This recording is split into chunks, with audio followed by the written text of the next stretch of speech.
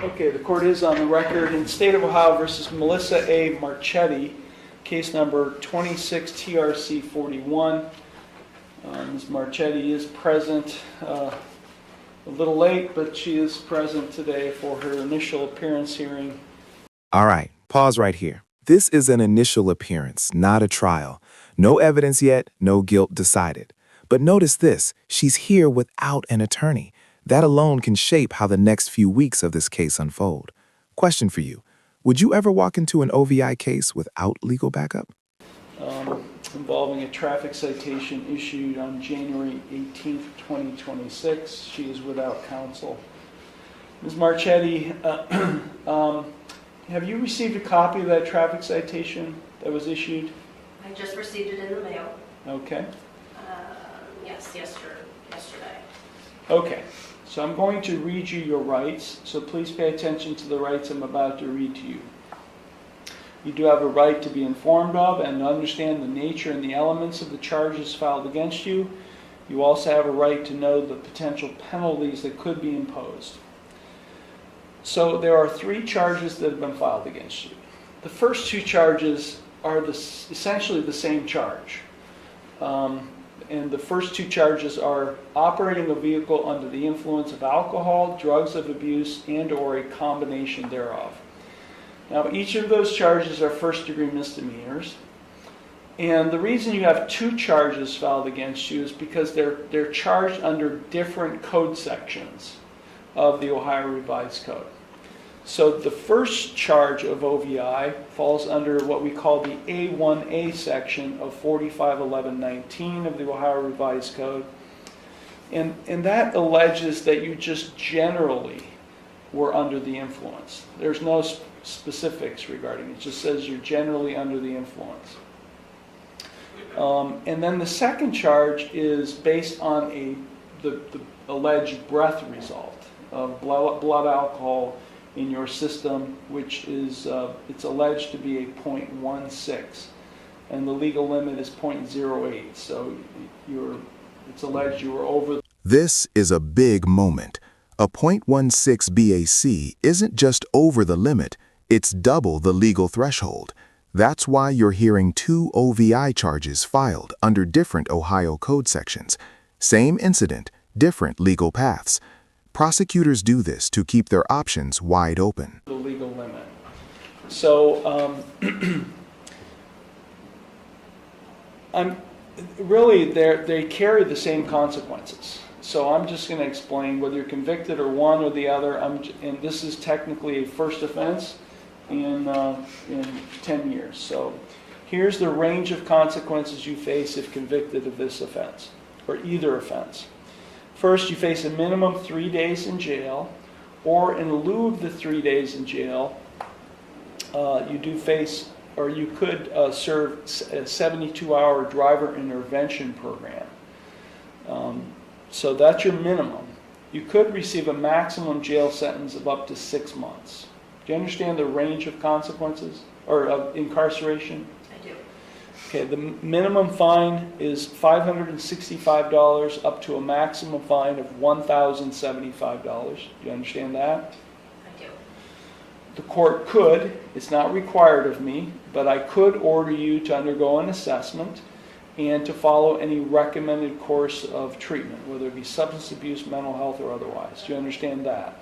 I do. You are subject to a license suspension of anywhere between a minimum 1 year up to a maximum 3 years. Do you understand that? Okay. I do. Okay. And you are, because of the high test, you were over the legal limit. Your license was placed under an administrative license suspension by the officer. So you are, as of January 18th, you are under a license suspension. Do you understand that? And here's where people get confused. This license suspension isn't punishment yet. It's administrative, meaning it kicked in automatically the moment she failed the test. No conviction required. This is one of the harshest parts of OVI law, consequences before your day in court. I do. Okay. You are not entitled to any driving privileges, meaning I can give you certain driving privileges to drive while you're under suspension, but you're not entitled to any for the first 15 days of your suspension. So for the first 15 days starting January 18th, you're not entitled to any privileges. Do you understand that? I do. If I did grant you privileges to drive during your suspension, I could, I'm not required, but I could order that you have those restricted plates, those yellow plates, be placed in your vehicle. And I could, I'm not required, to require the installation and use of a licensed ignition interlock system in your vehicle. Do you understand that? I do. And your vehicle is not, let me just double check something real quick. So you're a Pennsylvania licensed driver? I am. Okay. Any priors? No priors? She shook her head no. No, sorry. Okay, that's all right. Okay, so your vehicle is not subject to immobilization. There is no court hold on your vehicle. Where's your vehicle?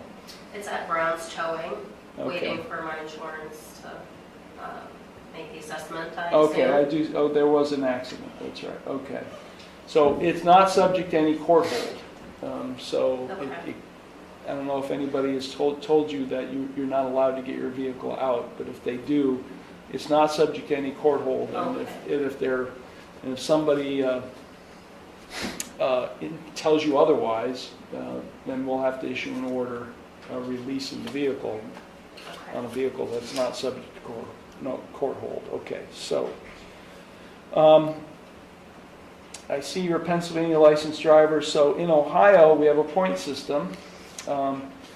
If you are convicted of a traffic-related offense, a record of conviction will be sent to the Ohio Bureau of Motor Vehicles, which communicates on an interstate compact with the Commonwealth of Pennsylvania Division of Motor Vehicles. And so whatever points that are assessed in Ohio could be assessed in Pennsylvania. Pay close attention if you live out of state. Ohio and Pennsylvania talk to each other through an interstate compact. A conviction here doesn't stay here. Those points travel, and that can hit insurance, licenses, and future stops back home. Would this surprise you if it happened to you? Do you understand that? I do? Okay. And in Ohio, an OVI conviction is a 6-point violation. Do you understand that? Okay. Okay. The third charge is failure to control. That is a minor misdemeanor.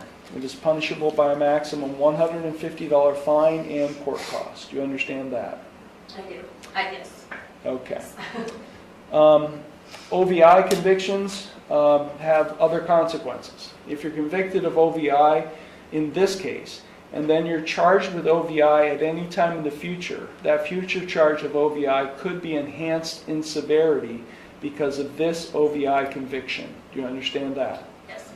Also, OVI convictions are not sealable or expungible from your record. They remain with you for the rest of your life. Do you understand that? This right here is heavy. OVI convictions are never sealed or expunged in Ohio. No matter how clean your record becomes later, this stays forever. That's why OVI cases are fought hard. The long-term impact is bigger than most people realize. I do. Okay. You do have a right to remain silent and not to say anything during this hearing that might incriminate yourself. Any statement you make could be used against you. You also have a right to a trial to the court. And because you are charged with offenses that carry a possible jail sentence, you also have a right to a jury trial, provided that you timely file with the court a written demand for a jury trial. At trial, you have the right to confront and ask questions of any witness who would testify against you. You also have a right to use the court process to secure the attendance of any witness who you would want to testify on your behalf.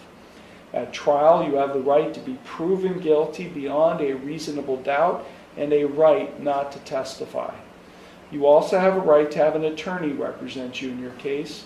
And because you are charged with offenses that carry a possible jail sentence, you do have a right to court-appointed counsel.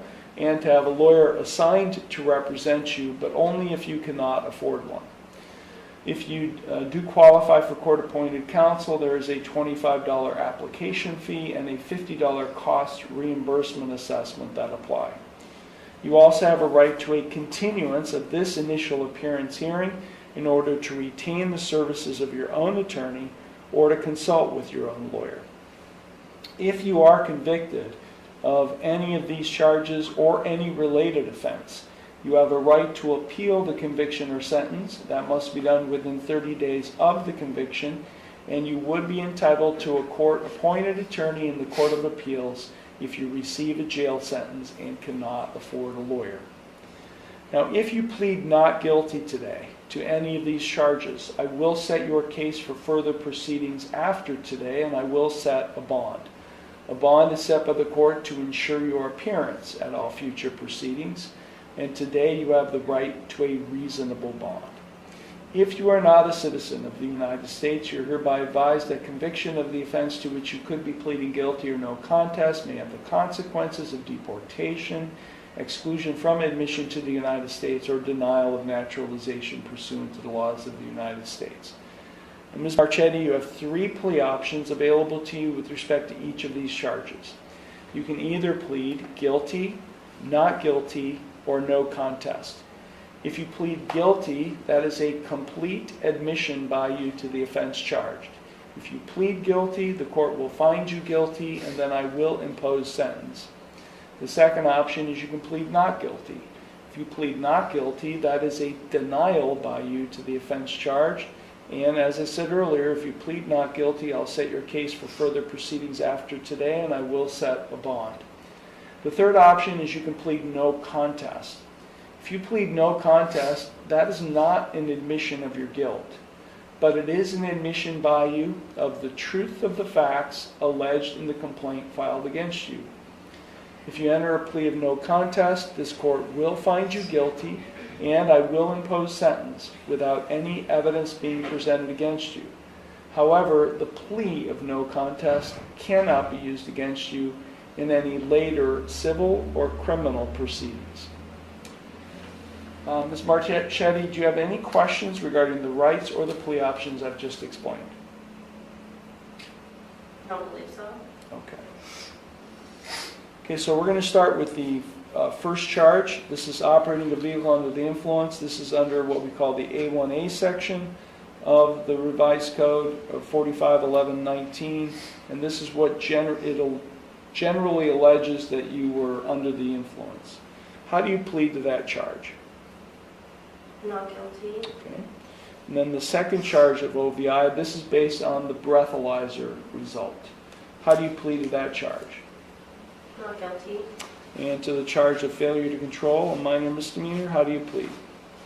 Not guilty. Okay, the court will accept your not guilty pleas. Are you retaining your own attorney, or are you going I'm ask? in the middle of use. Okay, do you know who you're going to retain? I don't at the moment. I just have a handful still going through Okay. the beginning process. Okay.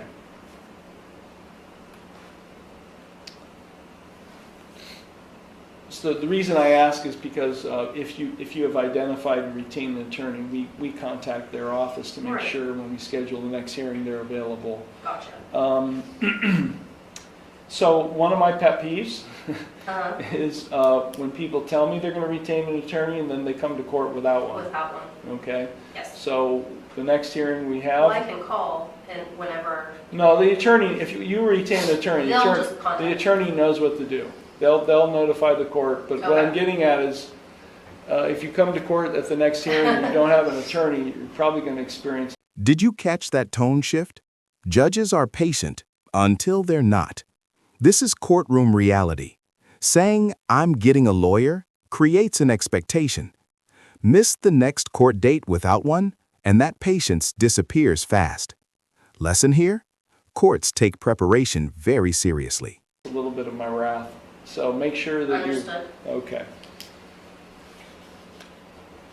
Okay, the ticket has you living at 1338 Lakeview Drive in Linesville. That's correct. Okay, how long have you lived there? A year and a half. Okay. Lifelong Pennsylvania resident? I am. Okay. Are you currently receiving the treatment services of any substance abuse or mental health agency? No. No. Have you ever received treatment services of any substance abuse agency? No. Okay, bond is set in the amount of $5,000 personal recognizance.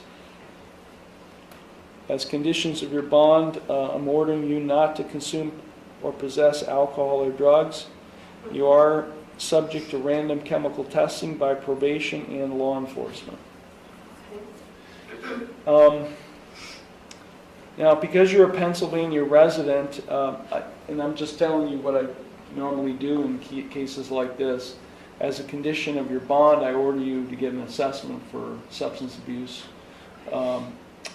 and then to comply with any recommended course of treatment. We usually use a local agency in Ohio, but you being a Pennsylvania resident, there's an agency in Girard called Gaudenzia. I'm not sure if you're familiar with them. You can use one of our agencies, or you can go. I can order you to go there, but it's up to you. So what would I be looking for? Like close, I guess, closer to where I work or live is better. Whatever's more. I mean, the Lake Area Recovery Center, and we have a representative in the building who would meet with you today, just to get that process started. They're here often in Conneaut, but they're located in Ashtabula primarily, so. Okay. I mean, that's, Okay, yeah, I mean, that's fine. okay, I'm gonna order that you undergo an alcohol drug assessment at the Lake Area Recovery Center and successfully comply with any recommended course of treatment.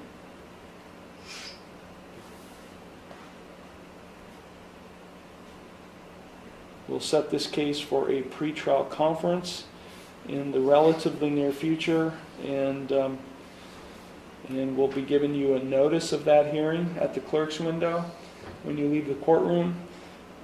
And basically, you're being released on your own recognizance.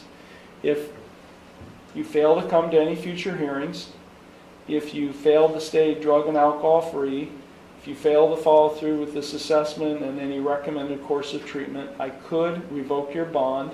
I could issue a warrant for your arrest. And in addition, as a penalty, I could order you to pay the state of Ohio $5,000. So that's the purpose of a bond, to that money amount, to ensure you comply with the conditions of bond. You don't have to pay anything today, but it could be a penalty if you fail to comply with my conditions. Do you understand all of that? I do. Or did you have any questions? Not off the top of my head at the moment. Okay, so when you leave the courtroom, you'll make a right and go to the clerk's window, and they'll take care of you. Okay? All right. Thank you very much.